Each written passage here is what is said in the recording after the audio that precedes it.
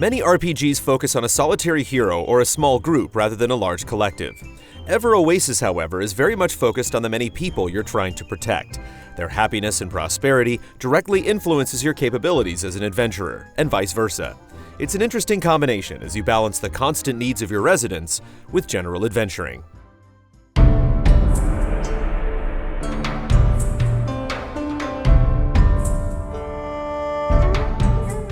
The world in Oasis has been enveloped by a malevolent force known as Chaos, damaging the fertility of the land and turning animals into aggressive monsters. Thanks in part to a powerful and chipper water spirit named Esna, the oasis that you slowly build serves as a safe haven from chaos. And the oasis is certainly charming. Filled with bright colors and squat, wide-eyed characters, the game is adorable, which helps make it easy to get into and enjoy.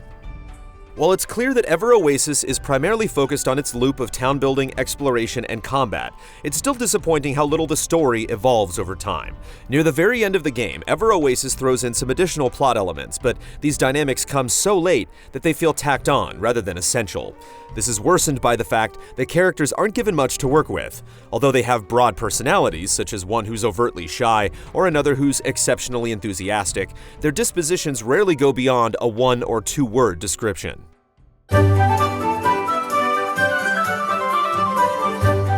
Fortunately, the actual management of your oasis is more involved. With each passing day, new visitors may stop by. Some of them will only be convinced to live in the oasis if you complete their requests, such as finding a lost item or delivering materials. Once they're part of the oasis, many residents will offer to run a business called a bloom booth, selling items like toys or fruit as you reap the financial rewards. To build a bloom booth, you need enough money and space in town. To get more space, you have to beef up the total number of residents, which levels up the oasis. More residents can be found out in the world, or you can attract them by building certain bloom booths. To keep the booths running, you need to provide the necessary resources for them to make their products. Failing to keep them stocked makes the shopkeepers unhappy, and you won't be getting any money either. Although building the oasis starts slowly, it eventually ramps up to the point where you have quite a few things pulling you in different directions. Restocking the bloom booths, finding new residents, and completing requests makes for a lot of spinning plates all at once. The game smartly provides enough freedom to tackle these things with different approaches. If you're the type of player who wants to ensure that everything is in tip-top shape before moving on, that's doable without requiring an absurd amount of work. On the other end, if you just want things to be sufficient enough to get on with the story, that's fine too. The oasis doesn't have to be perfect in order to move on. The flexibility is appreciated, but Oasis never feels too relaxed. Visitors, for example, may depart from your oasis if you don't bother completing their requests. Your total amount of health while exploring and fighting is determined by the happiness of your oasis. Basically, each of your characters have their own HP totals, and added onto that base is a large additional bar representing the health of your oasis. The better you are at keeping things in stock and fulfilling resident desires, the more additional HP you'll have for your party members. While you may not need the maximum amount of health before venturing out, there's a bit of a psychological sting knowing you could have done better.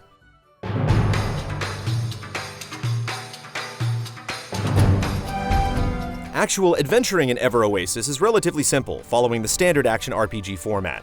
Each character has a light attack, a heavy attack, a dodge, and small combos they learn as they level up. Each resident has certain skills used to either gather materials or to solve environmental puzzles, which is especially key in the Zelda-like dungeons.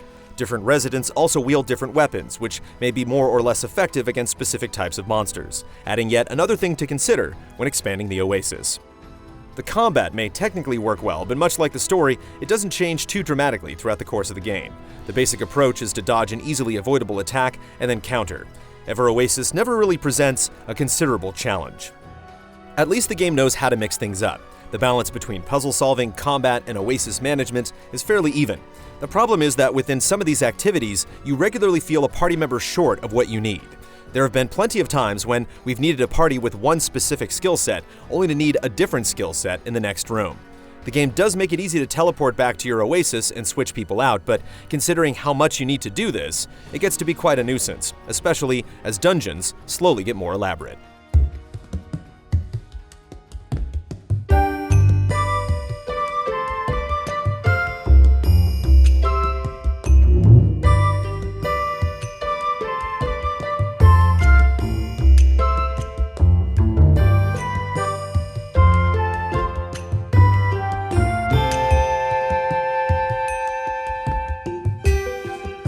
Ever Oasis is a decently enjoyable game, especially if you go into it aware that it requires some patience.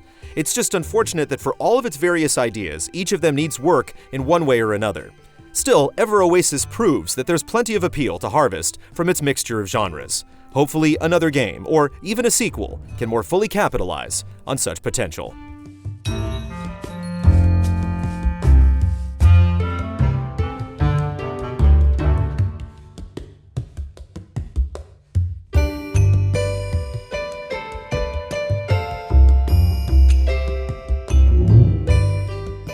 Easy Allies reviews are made possible by generous viewers just like you.